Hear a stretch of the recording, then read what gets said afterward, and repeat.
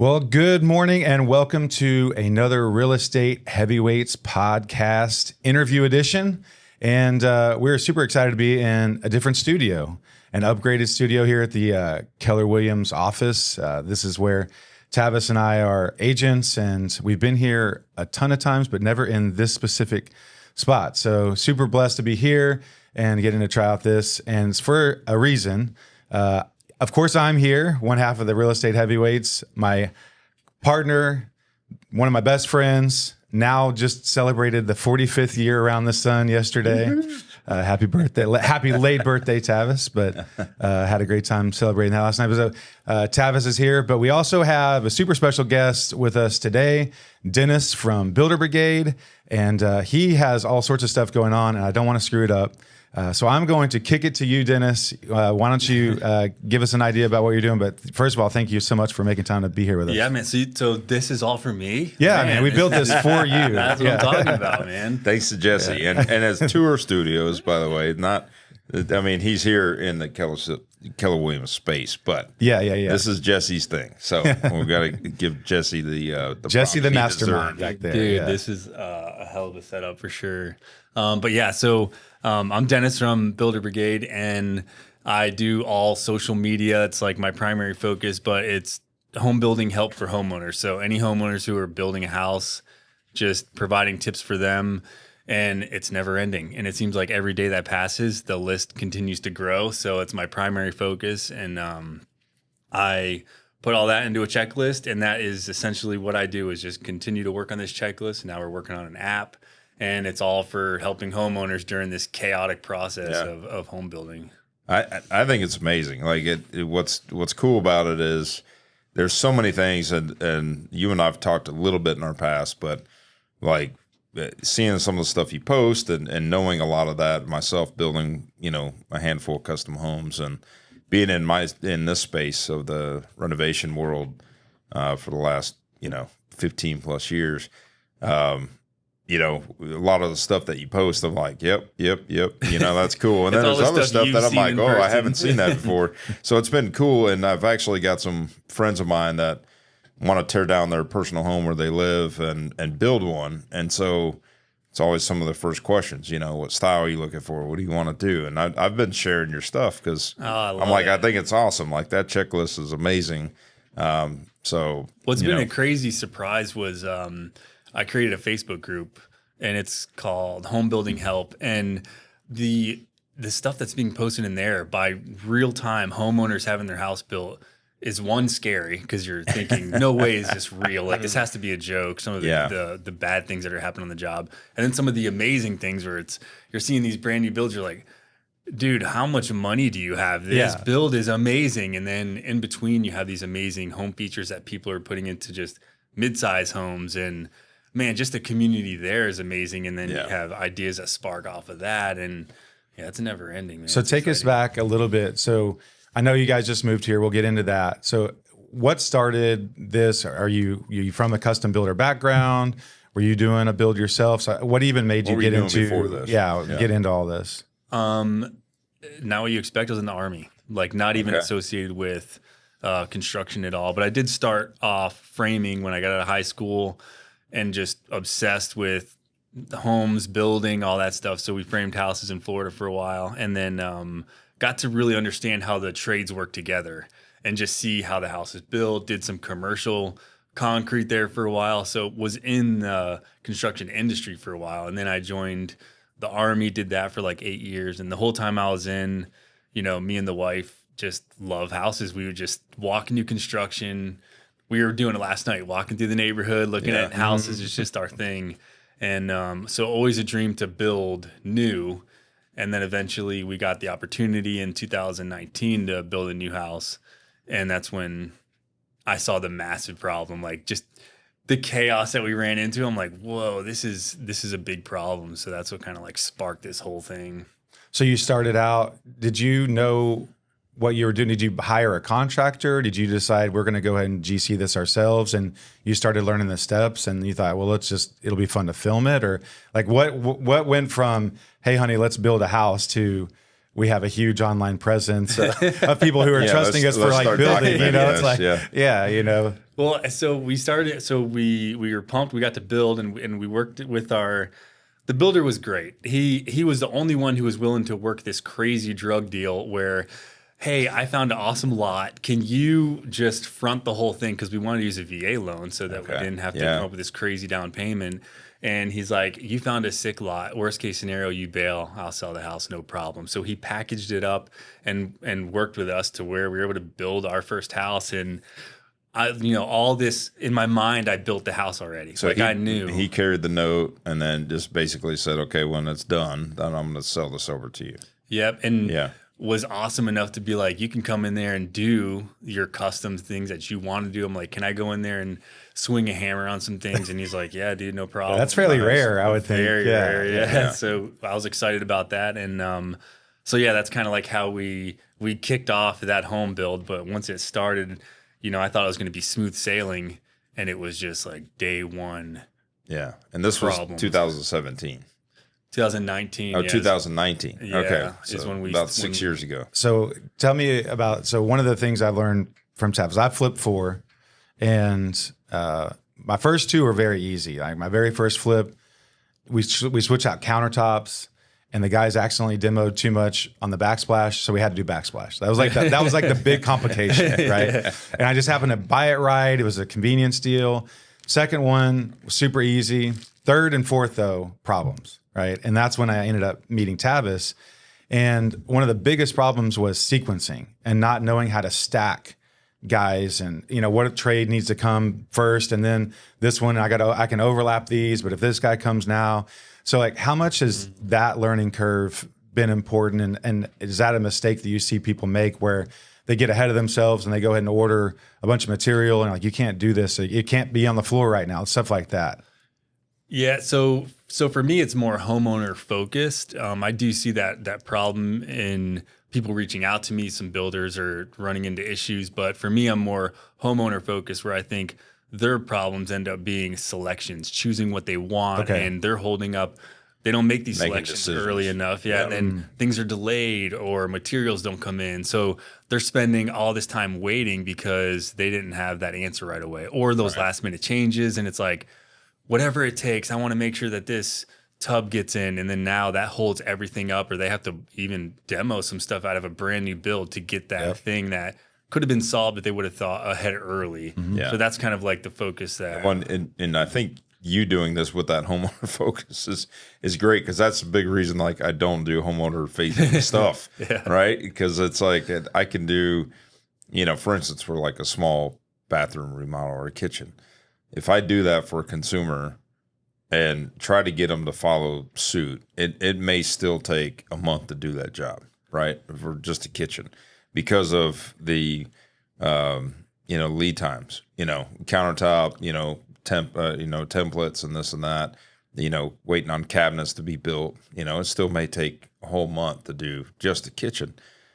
With our flips, on average, we're doing a complete renovation of the house inside and out on average about 5 weeks, 6 weeks. An entire house on average about 2,000 square feet. And that's because you're just able to just make the decision in the moment. Yeah, and I know what comes first, what comes second. I can order my materials up front. We've just got a system going and all the trades know where they need to be and I'm plug and playing and I'm already, like when I order floors and I order certain things that have to be done, it's a big company I use. So I have to give them a 2-week lead time.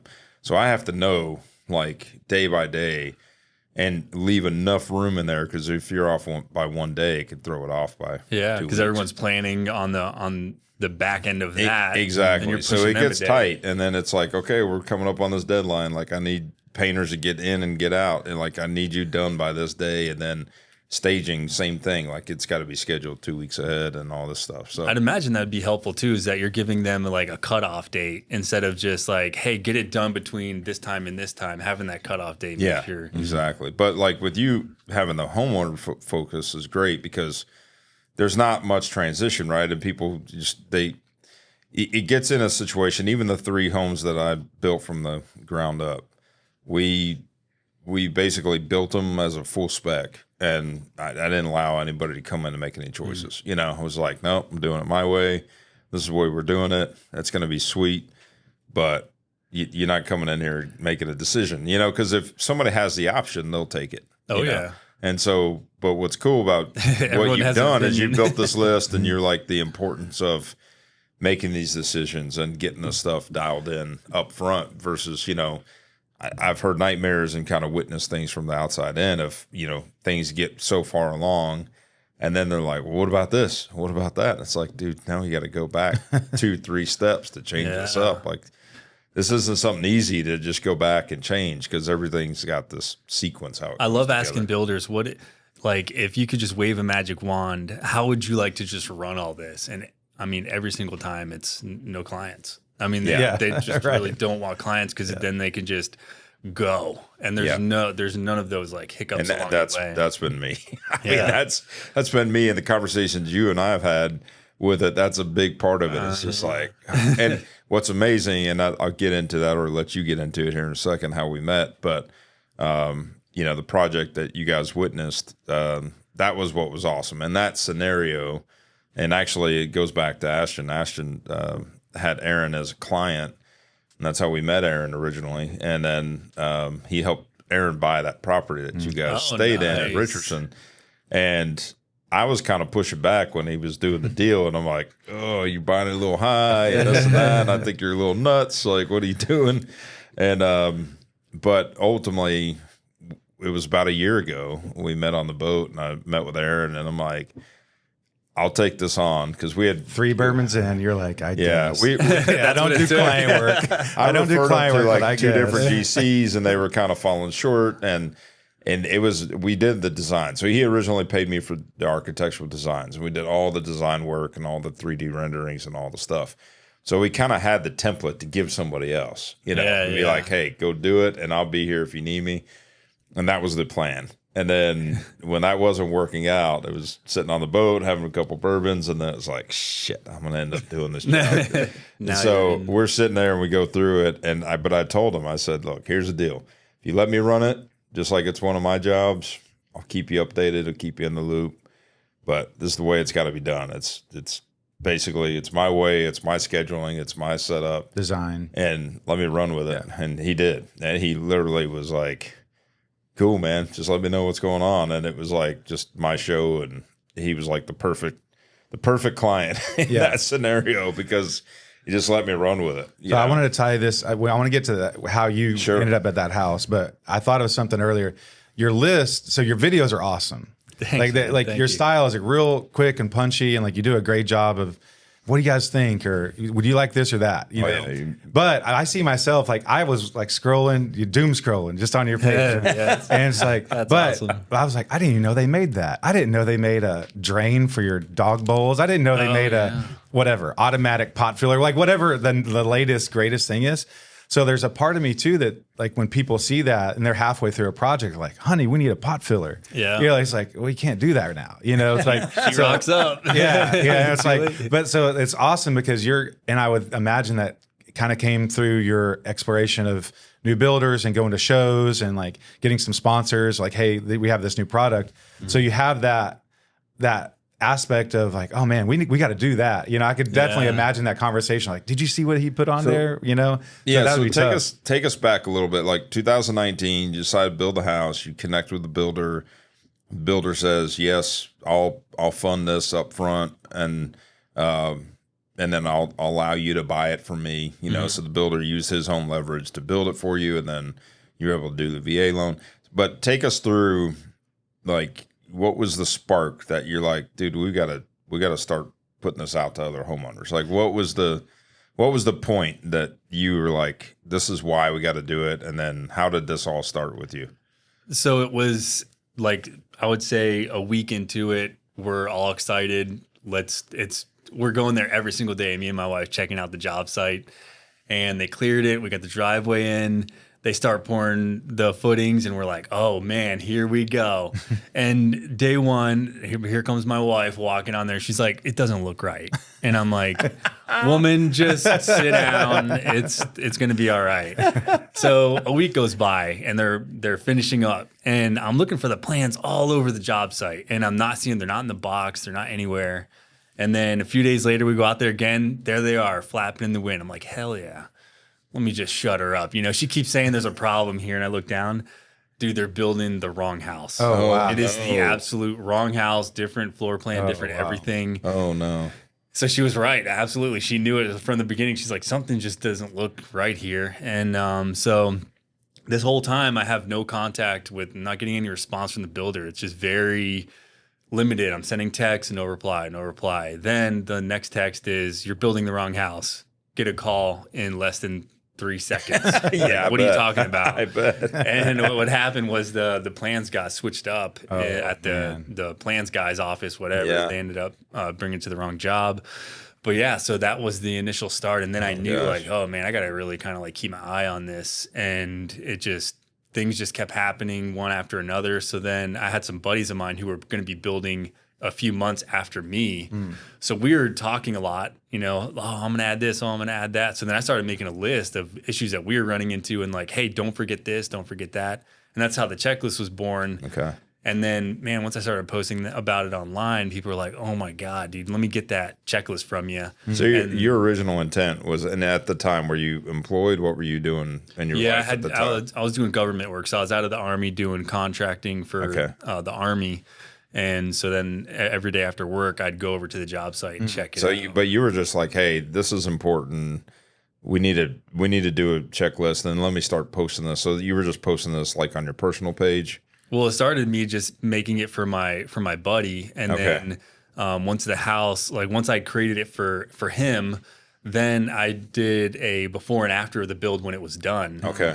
And then that blew up on TikTok. It was like early days of TikTok. Oh, wow. And then once that took off, I was like, let me just do another one of some lessons that I learned. Okay. And then and then it started like, oh man. And I mentioned the checklist, and where I was getting these ideas from was my checklist. Okay. And then it kind of just grew from there. I've always been tinkering with videos forever, doing DIY stuff. Yeah. And what most people don't know is Builder Brigade was supposed to just be woodworking stuff. I just like tinkering in the shed and just like building stuff. And it was like Builder Brigade was supposed to be like building Actually things. building, Just like random things. And then it just turned into that. So that first before and after so that was your first viral video. Is that you're sitting there thinking like, oh, this will be cool. And then you start getting notifications and updates. You're like, what the heck is happening here? Yeah, it was shocking for sure. And then, when it was followed up with the tips, then I could see the need from people in the comments, like asking me all these questions. And then it was like, oh, wow, And that's where your style developed there, is that real quick, hey, check this out. What do you guys think about this? Because that creates that interaction. And I know you've told Tavis in another conversation, you don't read a lot of the comments because there are plenty of haters out there, that say things you're like, this is really mean of you, But I mean, I would think at some point you pay attention to what people are wanting and that sort of thing. So how have you, once you started, you do a lot of videos. So at what point do you start actively like seeking out interesting things to go video and finding new builds? Y'all like driving around town, just hopping on other job sites? Because after a while, your own house is like, we've seen this 50 times, you just start kind of inviting yourself into like neighborhoods and stores and stuff like that. Yeah. So at first it's you trespass and you go on all these job sites and some local ones, just go on there. And I'm looking around, and then I just started reaching out to the builders personally, kind of like giving them a pitch. Where 9 times out of 10, it's like, get the hell out of here. They think I'm trying to sell them something. I'm like, or I'm gonna show something bad on their job site, and it's like, and my idea is like, things are gonna happen, and I'll show bad things, but nobody will ever know where. But you're not tagging the builder. Yeah, or anything. Absolutely. Yeah, you're not doing anything. Only like that. tag on the amazing things, because that's real life, So I try to stay in that line. But so eventually, at first it was trespassing, and then it was legally asking, and then it was like, hey, can you come to my job site? And then it turned into that, which became much easier. Yeah. So yeah. So at what point did you? So you built the list, the original kind of checklist, and things went viral. You got a lot of attention. So at what point did you say, okay, I'm going all in on this, and I'm gonna quit my job? That's funny. I haven't really talked about that before. It's I was sitting at my desk I was in the Army. I was doing Intel, so I was doing Intel as a contractor. Yeah. And nightmare. I hated being in that desk in a room with no windows. It was kind of the thing. So the checklist was selling, and I remember it hit I sold $300 in one day. And I started doing the math and I'm like, whoa, like if I could do this every day, that would replace my income. Wow. Yeah. So I kept telling my wife that, you know, like, hey, if this happens. And then I called her in the truck one day and she's like, what'd she say? She's like, if not now, then when? And it just made me think like, damn, she's right. So, and then she called me some other things like, quit being a sissy, just do it. You know, like she's always believed in me more than I did. Stuff that she's like, he's military, let me start, you know? Yeah. So she's like, yeah, just do it. So then I went in there and put in my 2 weeks and everyone was like, you're a dummy. You will be living under a bridge and we'll see you back here. There was very few people who were like, fuel it's to your work. fire. Yeah. So that So worked out. from that And point, how long ago was that? Yeah, how long ago was when you went full time?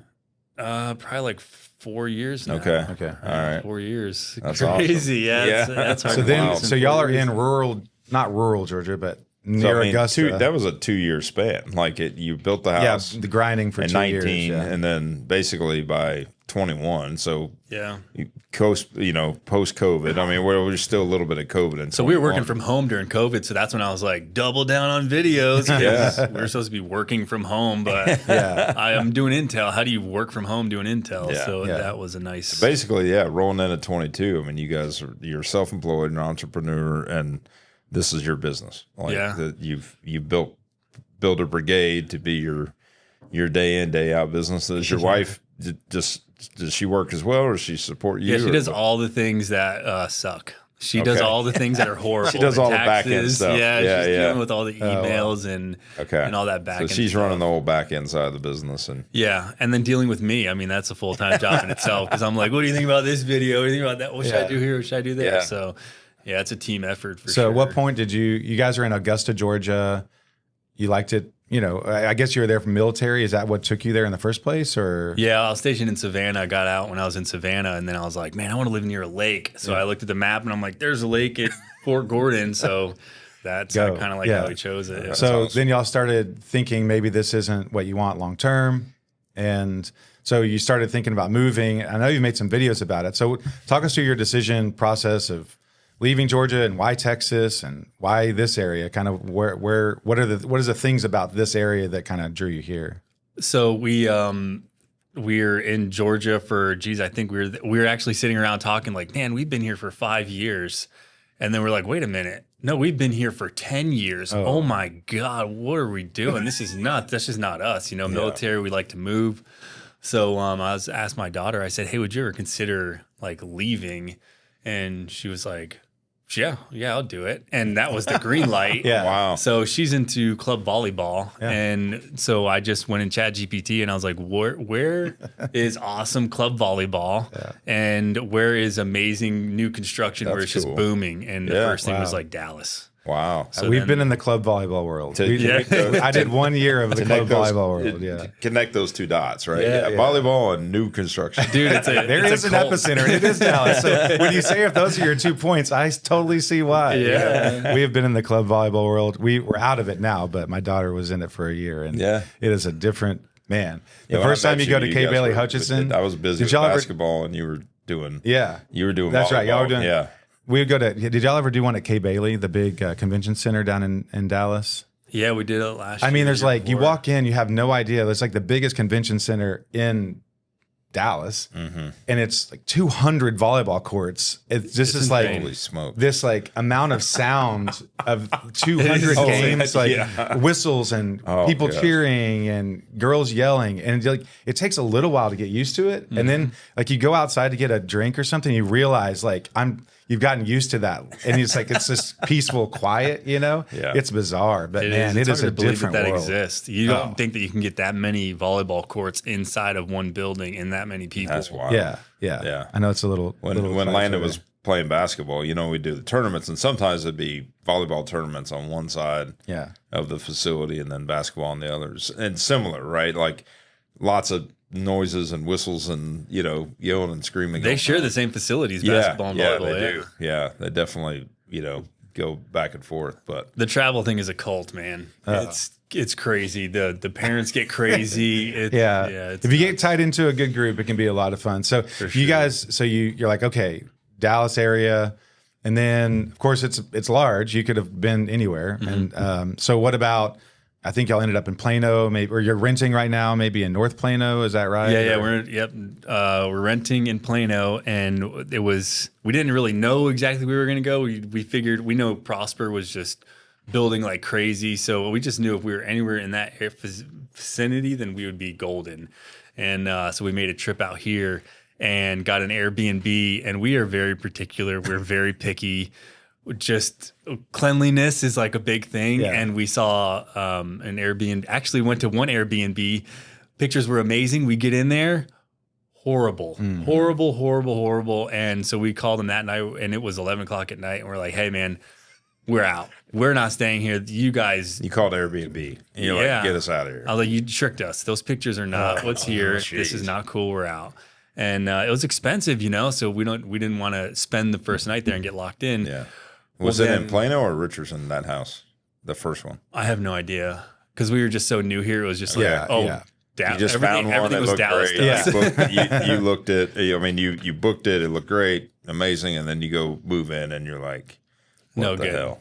Yeah, and then my wife starts the hunt at 11 o'clock at night. Yeah, and we end up finding one in Richardson, and it's newly renovated, and it just popped up that day or the day before, and she's like, I think we could do this one. I'm like, hit him up. Let's see. It's shot in the dark. See what he says. If he'll let us in tonight. Yeah. Sure enough, he responded and he's like, yeah, we can do it tonight. So we worked out a little deal and moved that night. And we get in this house and we're like, the best move of our life, dude. This is so amazing. The house was pristine. Everything was awesome. My daughter's like, we need to live in Dallas. Because, I mean, that was our first initiation here. Oh, we nice. didn't know. We never really...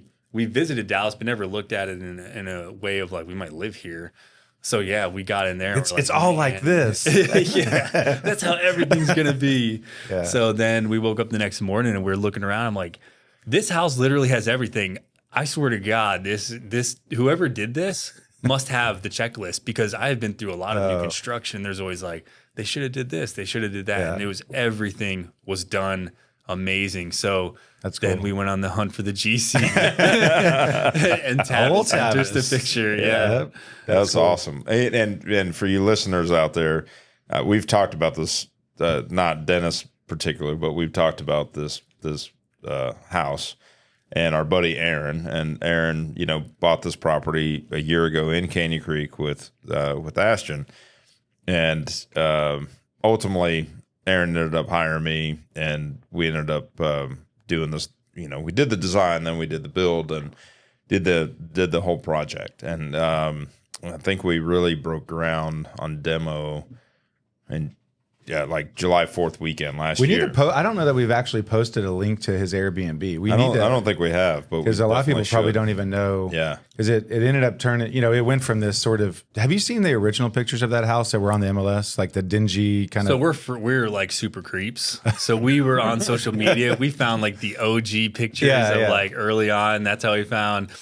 But we had to aggressively ask for Tavis's information, because I don't know what he told that dude, but he was not willing to give up the info, because I have a feeling Tavis was like, I don't want any extra. I'm focused on what I'm focused on. And well, it's funny. We were at brunch. Like, I was at brunch with Aaron and Alexa when you guys were staying there. And I think you had reached out, and then he asked me, and Aaron is like hyped to share. He's a very selfless guy. So he was like, hey, man, I got this. Da, da, da. And I'm like, oh, brakes on. Hold on, man. Where's this going? What direction? Hold on. I'm like, I'll talk to him, but I was a little reluctant. Scared to crack the door. I was like, oh, okay. And it's just, I think one of the hardest things for me in business, we've talked about this before, but over the years and doing so many different things, like, finding the word no and being able to tell people no is tough. It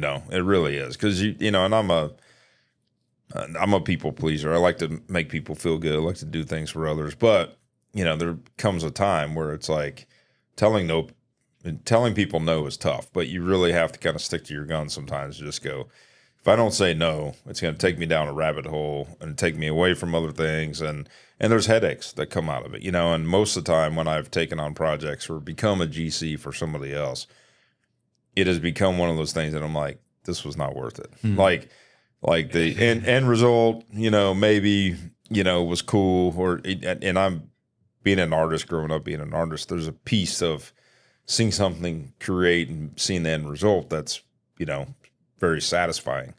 But the headaches along the way and the money that you get from the deal and all that's like. Well, and another thing too that we've talked about is a lot of people will hit him up or me like, hey, what color was that he used, or what this? And there's certain things you want to share, but then there's also some things it's like, man, I've worked really hard to like get the knowledge to know how to do this, and people pay me to do this. Yeah. And so a lot of people hit him up for, free advice, or like, well, what do you think about this? And it's like, I mean, I'll tell you, but I just know you're going to work around me or go, so there's that like tension of, hey, I've really honed in like exactly what I do, and it looks good.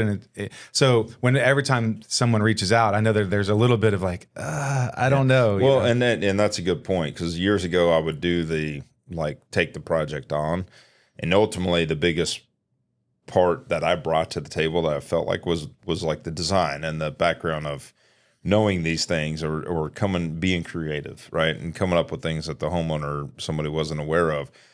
And probably the big turning point to me was maybe back 2014, 15. And I had my nephew kind of working for me, want to learn the ropes. And I was like, hey, I can just put him on as a project manager. I'll start doing some remodels. Why not bring in another $50,000, $100,000 a year and remodel business and bring him on? It gets him good. And so I go bid this job, and they had demoed it, and it was a master bath. And they demoed the master bath, and they didn't know what was what, right? And so we go in there and we have a conversation. I was able to get enough out of the homeowner to know what they want. Took a pencil and I drew it on the wall.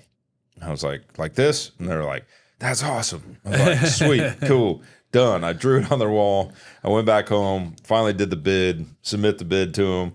They're like, oh, can you do it for like 5,000 less? And I'm like, no, I can't. And they're like, okay, well, we're going to show your drawing to someone else. And it basically, then when I saw the end result, they went with somebody cheaper, and I saw the end result on social media when they're posting the pictures. I'm like, well, there's my design. Like, I just gave it away. So this is a good example. So we were talking about social media, and so a lot of agents out there, a lot of our listeners are agents or other investors.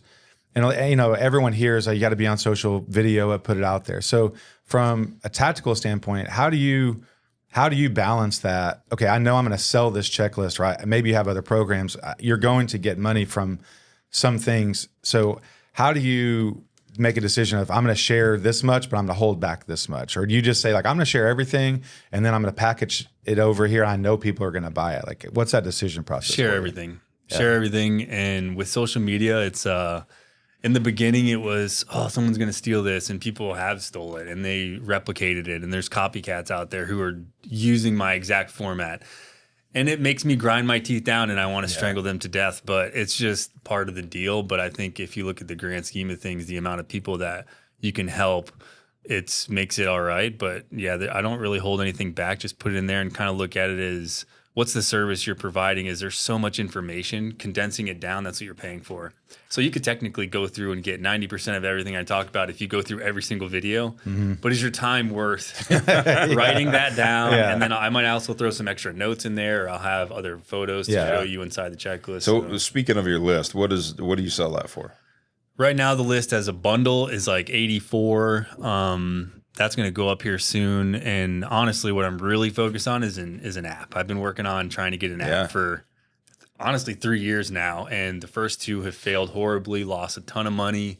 And now I'm partnered with a group, Tap Force. They are killers. They are just building. It's actually, you can get it right now in the App Store, and we are redesigning it all. Awesome. So I'm not pushing it real heavy at the moment, because after the first initial users were like, scrap it, we're starting over, and those app guys are amazing. So talk about that a little bit, with because my head's spinning on what that could be on the app side, but it's a checklist, right? But are you adding more to it? So not only is it just a verbal checklist, but is there links and information and pictures and stuff, so they know specifically like Actual what's in items that they can checklist, buy like. So like your flush mount outdoor hose bibs and stuff like that. They're super really cool. I like that But if you video. see it Yeah, written on a yeah. piece of paper, you'd be like, what the hell is that? Absolutely. Yeah. And what's funny is that that was one of the biggest problems is people were like, I need links, I need pictures. And that's what I'm in the process now of adding. So anyone who buys a checklist, I just give them free updates. So anytime things change, sweet. here you go. You can just have it. And what these guys with the app have helped me do is now I can just update it inside the app. And now it spits it out into the checklist that I can give to homeowners if they don't want to go down the app path. So any idea how many you've sold? Thousands and thousands. Yeah, it's a lot. I mean, is this a measurement? Like, do you set a goal and say, all right, we've sold this many checklists and let's ramp it up this year? Or, obviously anyone that's bought it, you do updates, right, with them, but it keeps growing. Obviously, you keep selling it. Do you know daily or weekly, like how many get sold on that basis? It varies, but like when it comes to like long-term goals with it, I'm not really trying to hit this certain threshold. It's more, I guess all the focus has gone over to the app, and I don't know what that number can be. I don't want to push out numbers of how many I'm selling a day just to start. I do worry about copycats in the sense that and I don't know how to say that. Like copycats and then putting out a worse version, and now it's like I'm competing with that worse version. Right. I'm doing it right now. Yeah. So at what point, I know there's certain brands that have started to reach out. So was there a point where, I have a friend, she's actually been on our podcast, Jessica Starr. They do a builder boot camp. They're not essentially bootstrap builder. They ended that's up, what they call it. They ended up building their own home, basically subbing it out to different subs and them playing the GC role or the builder role to save the building fee. Yeah. And so we interviewed her a program called a little bit Bootstrap over Builder. a year ago. Yeah. And then they sell plans too. So she's an architect, so she'll do plans for people, and they have like several iterations of farmhouse. And then they also teach people how to be their own GC, how to get funding, and all that stuff. But I remember, so we're friends, and I remember early on in her journey, it's like, did you hear that Cody and Jessica got a free mattress from somebody? It's like, whoa, they're killing it. It's like, and then like 3 weeks later, did you hear they got a porch swing for free? It's like all these like crazy, like weird, perks. Perks. You're like, I get that's cool, Yeah. But it starts building. So was there a time when you just got something in the mail from someone? It's like, hey, can you put this in a video? Or like, how do they like reach out to you? It's actually, I have to be way more aggressive with it. So if it's getting a product, and honestly, I don't like doing collaborations at all because I hate when people tell me what to do.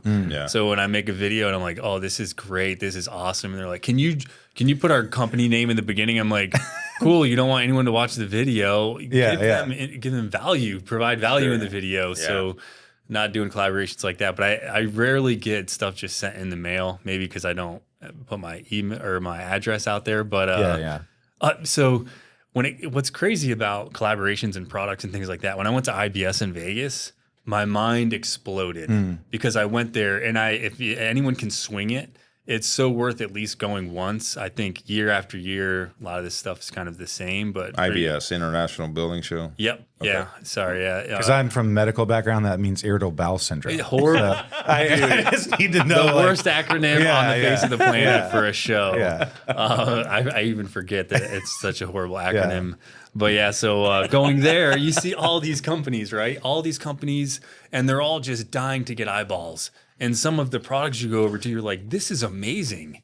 And they're desperate to get homeowners' attention. Okay. Homeowners are desperate to see it. Sure. So I'm like standing in the middle like, hey. I connect these two things. And that's what I try to do when I go to those shows and show those products. And so I'm not really like leaning hard on, collaborations. If I see a really cool product, I'll just say, send me the product. Let me see if we can make it work. And I also like to make sure it's not a piece of crap, because the worst thing you could ever do is be like, you should really get this vacuum and it sucks. And then, we're all smart here. We can see like, this is trash. What are you doing?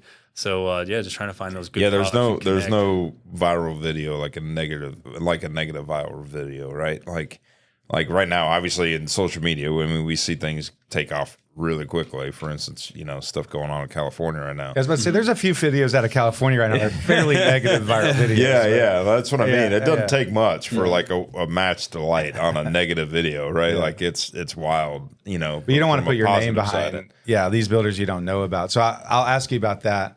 Of all the products you've seen and all the research, then y'all are going to be renovating a house and documenting it, or maybe building from scratch. Yeah, and this is and we've talked about this a little bit, but you said, this is the first renovation project, right, that you're going to approach in your future.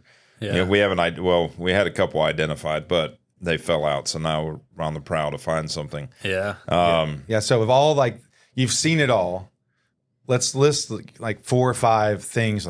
I will for sure do this, I'll build my house around the idea that I'm going to have whatever feature or this, talk about a few of the things that you've learned about that you love. So being in this rental, I'm reminded of all the things that these little inconvenience. So for me, it's all about inconveniences. Your current rental up in North Plano is it? Yeah, where we're at right now. So going into this rental, there's a lot of little things that I solved at my last house, and I'm reminded again, these make a huge difference in just day-to-day stuff. And a lot of it is future-proofing. The first thing that comes to mind is automatic shades. Well, automatic shades, if you're breaking things down to the studs, just wire for it. Because not only you don't have to worry about power, but smart home functionality, even just basic smart home functionality is so powerful. And most people don't want to deal with it because you're doing all these workarounds. But everything's hardwired in, then you can have a little brain hub in a little mini network room and manage it from there, and everything is so much easier, right? So and with blinds particularly, you're talking about running 110, running 110 to basically the top of the window frame, right? So that you got an outlet nearby. Well, you could even do low voltage. So I was going to say there's a lot of low voltage stuff now with lithium batteries and stuff like that you could do after the market, but I guess you compared and contrast those different options. So there's the shades that I went with before. I didn't hardwire, and I ended up going battery. Smart Wings are a company. It's like Chinese product, but they're on the cheaper end, quote unquote, right? They're still expensive. But I noticed that they put Matter into, it's called Matter, and they're using Ethernet to plug in, and you can do Ethernet power over Ethernet, PoE. Okay. Oh, wow. And so you can power them and control them. So that would be one of the things I would add is future proof, run that Ethernet to just each run one. the low voltage to it, then run it back to that's to cool.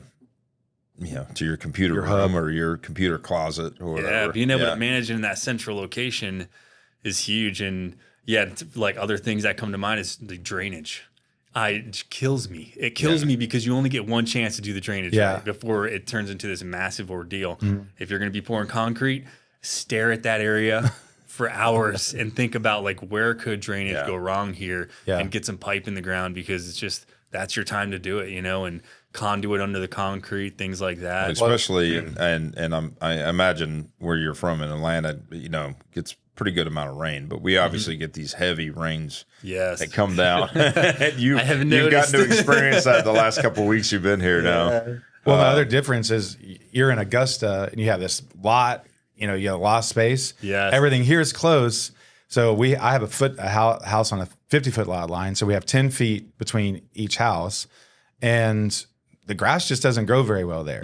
So we ended up having to do the direct gutter into the French drain, just to keep water off that at all. So you learn all that stuff afterwards, because there's no grass will grow. It just becomes a mud pit. And so you have to, it has to be graded. So when it directly rains on there, but then tying in gutters and all that stuff. And if you don't do it early on, you're going to do it eventually. So you might as well figure it out. How expensive is it going to be? Yeah, exactly. Yeah. So if you think ahead, that's really smart, because a lot of it, you can definitely get some neighborhoods out in Lucas and, go north. There's some that are on bigger lots, but a lot of the neighborhoods around here, you're going to be close enough to where between the houses at least is going to be a drainage issue. Well, and it brings up a great point, because a lot of lots, we're in the tear down rebuild area, right? Anything from Dallas and certain neighborhoods to, now it's progressing into Richardson, and, it's moving north from the tear down rebuild aspects, these revitalization areas, and just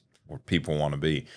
And when I was doing this in East Dallas, a place called Little Forest Hills, 10 years ago or so, these lots were developed for these little lake cottages. Like at that point in time in the 40s when these were built, they were like little cottages for like the big property. So that's why they call it Little Forest Hills, because big Forest Hills had these big estates on like acre lots. And then you go to Little Forest Hills and they're 50 by 150 lots, right?